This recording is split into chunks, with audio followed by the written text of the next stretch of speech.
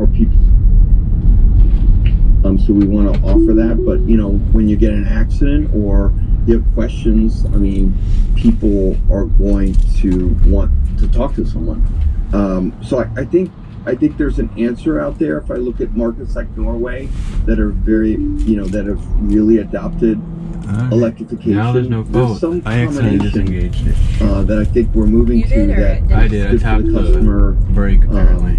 And I don't think it's odds with the system that's been there for 120 years.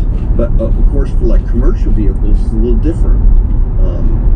That network has to do a lot of repair vehicles that are heavily used, and so physical service is like super important for commercial customers.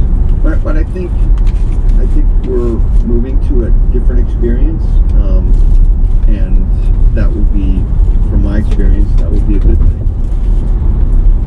Look, I don't necessarily disagree on. I think that I love the business, and I think Tesla's an enigma in the sense that it's been D2C since very early on, and that's how the company was built.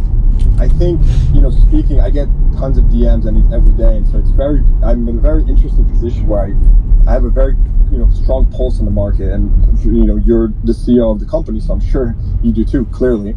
But I'm constantly seeing stuff like, blue sky multiples, and for anyone in the audience that doesn't know what that means, this means the multiple that Ford stores are selling now, they keep declining. And the reason that's important, the reason I pay attention to that and what I do is because that just tells me it has a direct correlation to dealer sentiment and what dealers think that the future holds for a specific brand.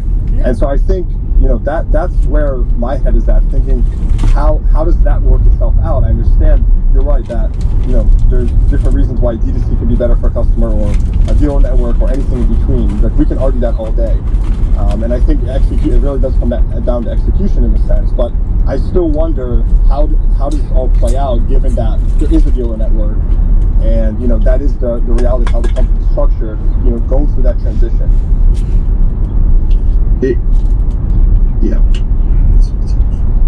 Yeah, I think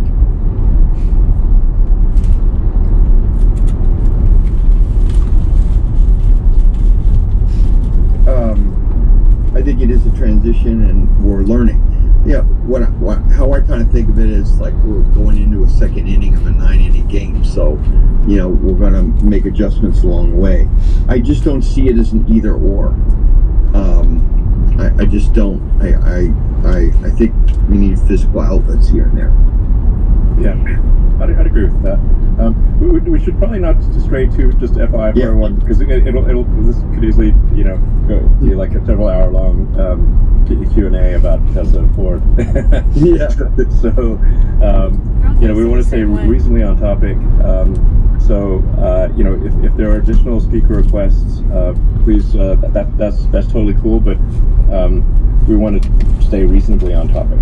So, with that in mind, do you still have a question? No, I appreciate it. Like I said, I apologize. I missed it at the beginning. But I think when I think about the acceleration of EV, and I've spoken with several guests that are very active in the EV space, not Tesla, but I just think I think through that as what does the world look like in 5-10 years? Where is EV adoption, and what does that percentage look like? So look, guys, I think it's really cool to see that the two of you on this platform doing this together. So kudos to you for really teaming up on that. This is good to see, and that's all for me for now. Thank you. Okay, sounds good. Hey Jim, hey Elon.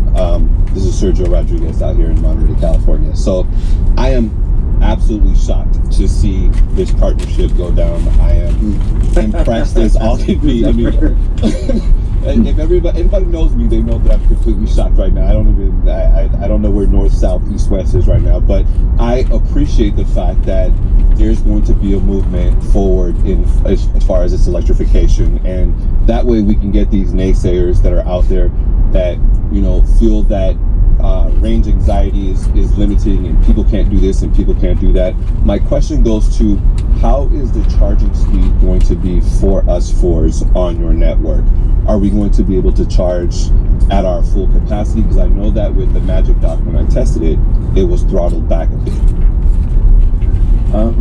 And really at whatever the physical limit is of the wiring, and so we'll make sure that the adapter is not the limiting factor. So and the supercharge will not be the limiting factor. So it will really be anything that's on the vehicle side wiring. But we'll certainly go as fast as the vehicle battery will allow.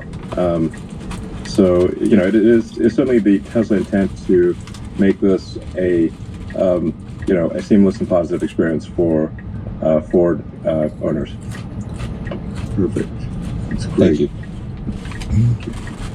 Elon, I know we're getting to the end of our time, but I have to ask you.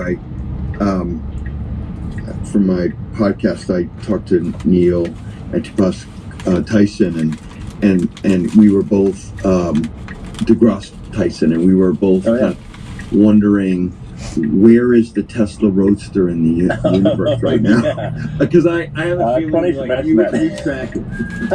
Well, I have to say, for everyone out there who has a reservation on Tesla Roadster, I'd just like to say thank you for your patience. Because we are certainly testing the patience of the new Tesla Roadster customers. I'm actually in the studio here with our head of design, actually, and our head of vehicle engineering. So Lars and Franz are here. Lars and Franz are here. Lars and Franz are here. So we're actually just looking at we're hoping to finish the design of very good. Tesla's doing amazing. Roadster this year, and hopefully reach production towards the end of next year. I mean, I do want to emphasize that this is financially sort of a small potato situation. It's not going to move the needle in a major way financially. So I've characterized it as it's not even the icing on the cake; it's the cherry on the ice.